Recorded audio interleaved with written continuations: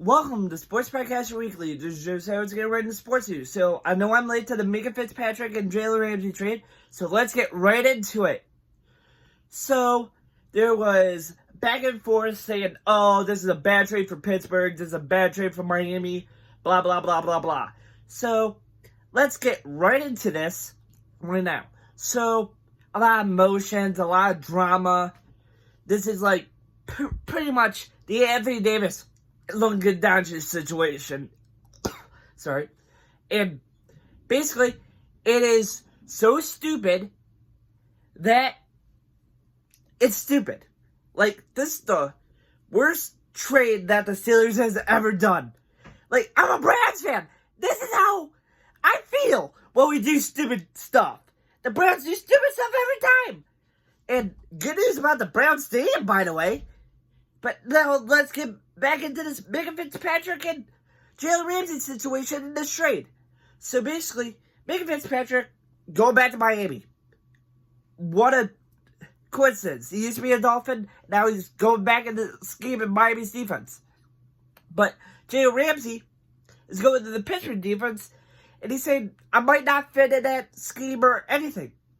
But the Dolphins made him fit in that defensive scheme, which was good for Jalen Ramsey. He said, I might stay in for the rest of my career. But he got traded to Pittsburgh for Mika Fitzpatrick. And now, they're both strong safeties, by the way. And this is pretty much the worst trade since, I'm going to say it again, Anthony Davis and Luka Doncic. This was the anarchist thing that both franchises done. Like, you can't even do that in men, I believe. Because they're saying, oh, this trade's not gonna happen. Boom. That's how it's gonna happen. And now, it happened in real life. Oh, what a coincidence. Sorry if I butchered that. But, this is a very, very, very, very bad trade for both sides. Well, Jalen Ramsey, he's a good football player. I give him that. But he fit so well in the defensive scheme in Miami.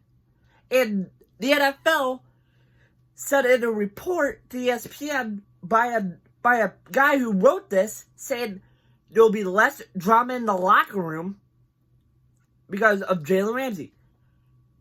The Jalen Ramsey trade happened. He's now in Pittsburgh. And they're saying when he was at Miami, he stirred up drama. There's more than one guy that stirs up drama in the locker room. And why would you say that in a report? Like, who cares about drama? Like, who cares about drama in the locker room? A lot of players do that. They stir up drama every time. Cleveland, all 32 NFL teams does it. That is how stupid reporters are. They say, oh, drama in the locker room. Really?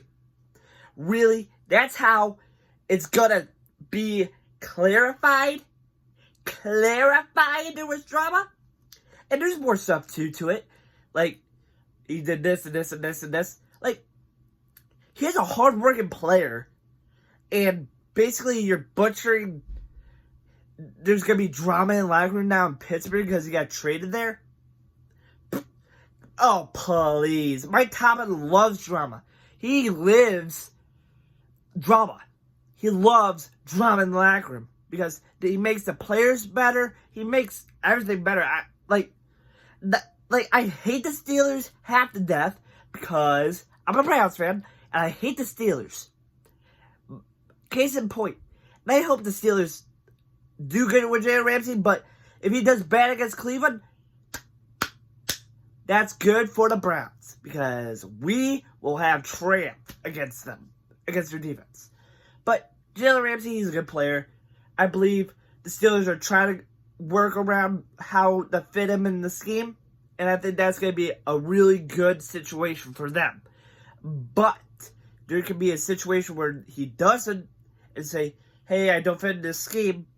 Please help me fit in the scheme where you want me to play and where you want me to, have my position at because I'm a free safety. This is a very situational thing to do. Like, say if a star player doesn't fit in your scheme and you actually work around where you can put him in your scheme to make him work. And that's how a lot of NFL teams does it. And this is pretty much how this team's going to do with the new player they got from this player, and basically try to fit him in the scheme, and that other player to fit in the other team's scheme that got traded to. So, basically, it's very, very common for NFL teams to do that. But, we'll see.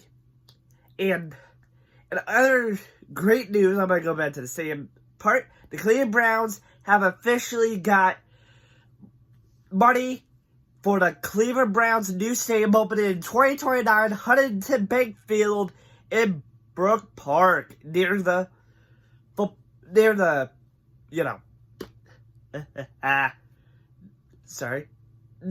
the airport. It's going to be like SoFi Stadium because LAX is right by SoFi. Well, SoFi's right next to LAX. Sorry, I put it that way.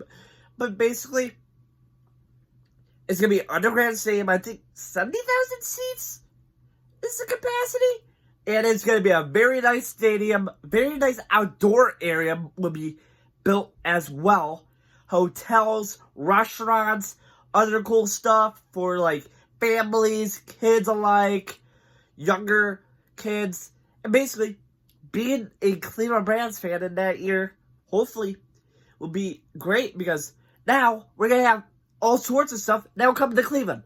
Final Fours in a Browns stadium. The World Cup, especially the women's, because I think it's 2030. I believe it's going to be, hopefully, in America. And it's not going to be ready for the men's World Cup, because next year. But there is downsides and upsides to the stadium thing. Like, a lot of people are mad they're leaving Cleveland. Like, who cares? It's going to be a very nice dome stadium. And I hope they have a great years in there instead of their current stadium they have now, because they've been losing a lot of games in that stadium since the construction of that. Now it's been pretty much downhill since the Deshaun Watson trade.